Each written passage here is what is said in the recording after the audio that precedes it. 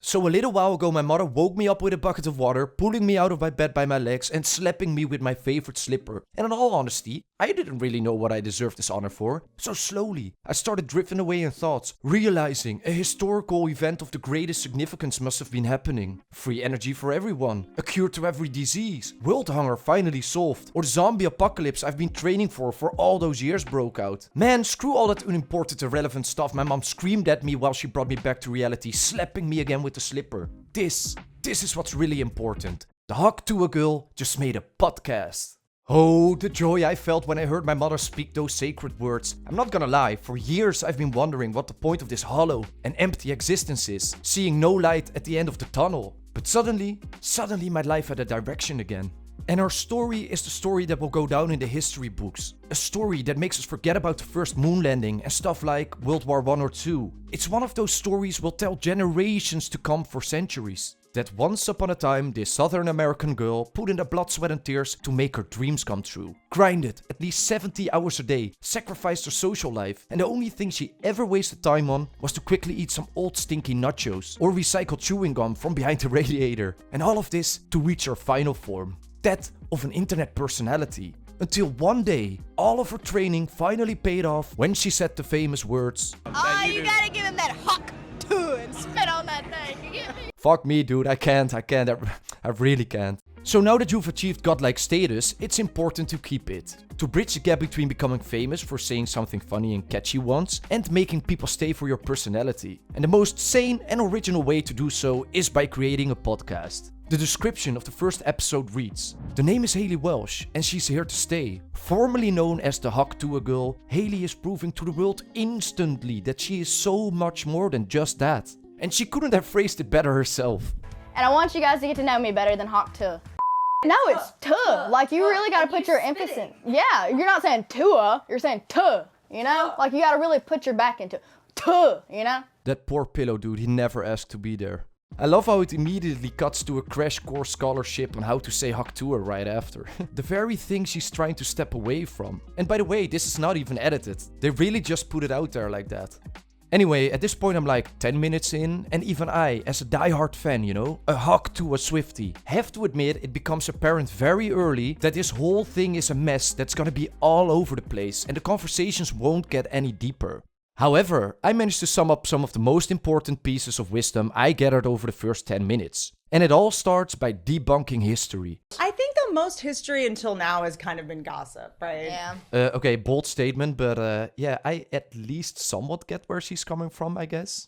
I mean, it's kind of just like, you know what I mean? Well, like I Like feel you like if said. I won a battle, I'd be like, not only am I going to tell this story, but I'm also going to say like my opponent was like fat and stupid. Like, you know, I'm going to add insult to it too. I mean, you gotta respect that. Crushing their bones is not enough. Their spirit should be crushed too. Yeah, totally. Because he's not here to set the record straight. Right, there was no way. Another thing I learned is that if you're a girl with Botox, you attract pedophiles. And the solution to this, and avoiding creeps in general, is letting your pussy hair grow. I Beads was in it. dating creeps the longest time, and I didn't realize Yeah. I was baiting them by having a bald pussy and Botox. Of course. Okay? Okay, thank you for that tip. And also, Thank here's you. the other thing. I want people to know when I'm pissed off at them. I want them Yeah. to know when I'm mad. And I realized that when I had Botox, I didn't have any wrinkles. So I would be like mad at somebody and they'd be like, anyway, like they think I was joking. And I was like, I'm serious. And I would have to subtitle my face because they didn't have any wrinkles. Or wrinkles, Okay, they, I feel better. they convey information.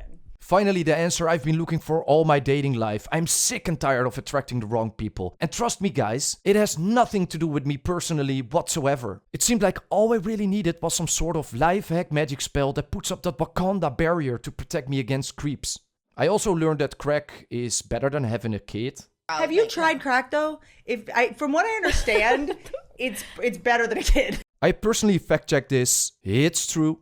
Yeah. I've never seen an unhappy crackhead. Neither have I don't I. think I have either. And they're like Superman too. Yeah, this one's pretty self-explanatory. Everyone with even a fraction of common sense knows this to be the truth. You notice how all of these phrases are coming from the guest on the show, by the way? Frankly, I don't really know who she is, and although she seems like a stable person now, you can just tell she had a wild past. It doesn't take you very long to realize she will take up most of the screen time. Haley isn't completely fading away in the background though. I'd say she's doing pretty alright. The issue here is that her guest makes it look like Haley is the guest slash co-host rather than the other way around. She instigates the conversation, steers the topics, asks the questions, and talks too much in general. I was under the impression we were here to learn more about the person behind Talk Tuah and not the person next to her. And personally, I feel offended as a fan because this is obviously an act of treason towards us. And if you ask me, it should be punished by execution by the hands of Vitelli. No, I'll do you one better. That's too easy. She should listen to that Team 10 song, It's Everyday Bro, for 24 hours straight. Because that, ladies and gentlemen, is the ultimate punishment. So anyway, that stuff isn't really helping in her quest to step away from a meme and showing what she has to offer. You know what else isn't helping? Stupid questions and stupid conversations. When I said the first 10 minutes are setting the bar for the rest of the video, I wasn't lying. The new situation we're in right now is having a co-host who claimed a spot as the main character on the show, paired with topics that are so random and so hollow. I had to watch this thing twice to even remember what they were talking about, and I still think I don't understand. Just take a look at this timestamp. Why it's time to stop shaving your vagina hair? Well, we already know the reason. The ghetto Dolly Parton. The life of a crackhead. Haley's alter ego Harley. Oh, I'm so interested in that. Pookie needs to swallow an AirTag. Yeah, frankly, I don't really know who this Pookie guy is. Apparently, she's been seeing him for like 3 years, I guess. It hasn't really bloomed to a marriage yet. I don't know. She addresses it later in a later podcast. I might cover it. The mind-blowing relationship advice. Decorating your vagina. Haley brings knives to the airport. Haley might be entering her lover girl era. Oh, Haley, I beg you, please, make a reality show about it. I will pay big money for it, guys. I would pay like 200 V-bucks. I'm starting to get the impression that these people think that the louder and unfiltered you are, that equals having something to talk about. That being said, some parts were incredibly good. For example, I got some mind-blowing, revolutionary, sixth eye-opening relationship advice that turned me into the Andrew Tate I am today. Hear me out. So, when you're dating someone, and here it comes guys, pay attention, just be yourself. I don't need to change anything about myself. I just have to be authentic, and then I'll actually attract the right person. Because when you're pretending or you're trying to be something you think they want, they're going to be attracted to a fake version of you. And then in 6 months or a year, you're going to be so exhausted pretending that you're going to like fall apart one day and just like, they're going to be like, who's this person? You're like, this is me. I also learned you cannot bring knives to the airport.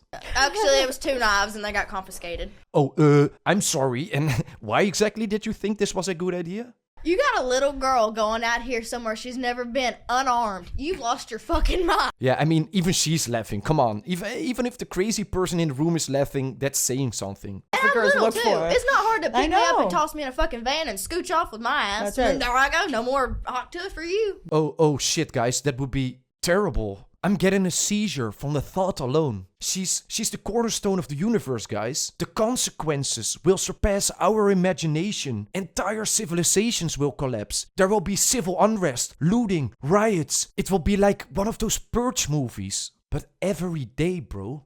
There's also a third and fourth person as co-hosts in the show, and at some point, the dude starts wondering the following. Just imagine if Chelsea said Talk Tuah and not you that night.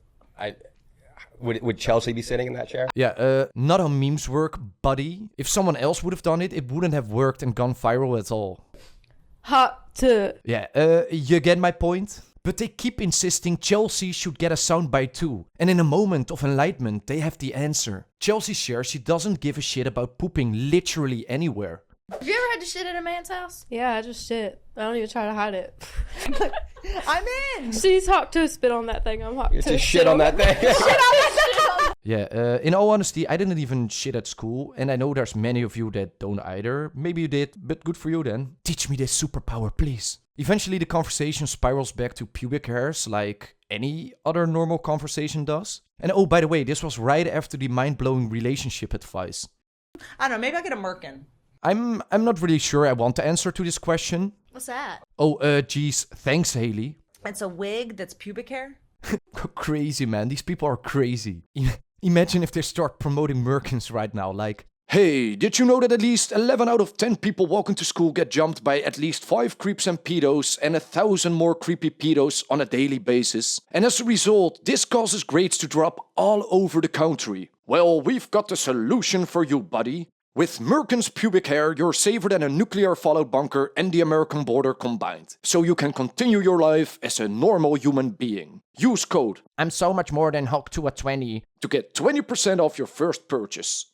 Speaking of bad promotion, during the video Haley starts promoting sports betting twice. Look, everyone has the right to promote something, and I completely understand, but when you just started your podcast and your online career in general, do you really think associating with a sports bet app is the right move? Don't you want to show your audience you're standing behind a product and want what's best for them? Let's say, for example, you've got a sick, glowing, perfect skin and start promoting some skincare product you use yourself too. That would make so much more sense. Haley says she doesn't even know football in general. The last thing you want is to make it look like you're promoting it purely for money purposes only. But this is what happens when you become famous overnight. These PR leeches crawl out of the darkest portals of hell to try to get a grip on you, showing you exactly how to sell your soul to the internet. Sure, there's some benefit in them knowing exactly how you expand your brand, but if you become too much of a product and lose authenticity, people will turn around even before you nestle your tiny, slippery fingers into the interwebs. I think the only way for the Talk Tuah girl to keep her fame is staying exactly who she is. This southern, sweet, charismatic, somewhat hot but not unreachable hot girl who's down to earth and likes to have a laugh. And when the internet is done laughing about it and most of them have moved on to the next thing, she at least might have grasped the attention of a small chunk of them, if she shows she has something to offer at least.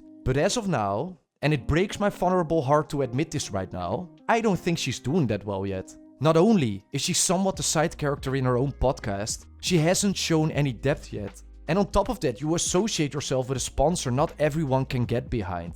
Oh, before I forget, these YouTube comments are great. If you have spare time left, and I don't know why you wouldn't have spare time left, because nothing is more important than this, check them out for yourself, they're awesome. I'm a 41-year-old surgeon. Mid-operation, I got the important message that the Talk Tuah podcast was released. I dropped everything and rushed home immediately. Thank you for saving my life, Talk Tuah. I was an alcoholic, abusive, single father of 9. But as soon as I heard this beautiful and exquisite piece of art, I was flabbergasted. And now I'm governor, astronaut and a self-made millionaire. Thank you, Talk Tuah. Currently fighting in the front lines of Ukraine. And everyone has called truce to watch episode 1 of the Talk Tuah podcast. Amen. Anyway, can we just stop making podcasts all the time, please? Shouldn't there be a law to protect us against them? Most of them are a waste of internet anyway. I'd like to quote Eminem on this one.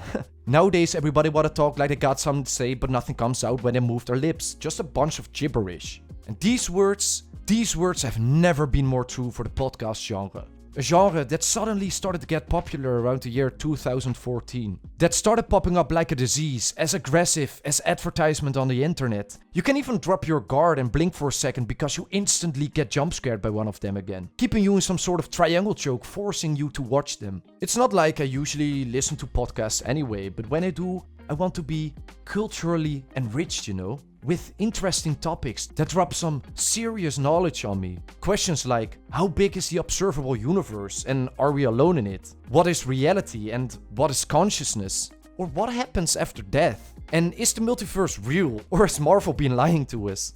Listen up folks, I can confidently say I have found the answer to all of those secrets. And the answer is the Talk Tuah podcast. I would be a selfish prick to not share this life-changing podcast with the rest of you. Because it saved my life, and it can save yours too. So if you want your depression to be cured, I'll leave a link in the description. And I might just follow the rest of her journey to see her character development, I don't know. Now, if you excuse me, I'm gonna meditate for the next 2 days with the Talk Tuah podcast on repeat and come back a better human.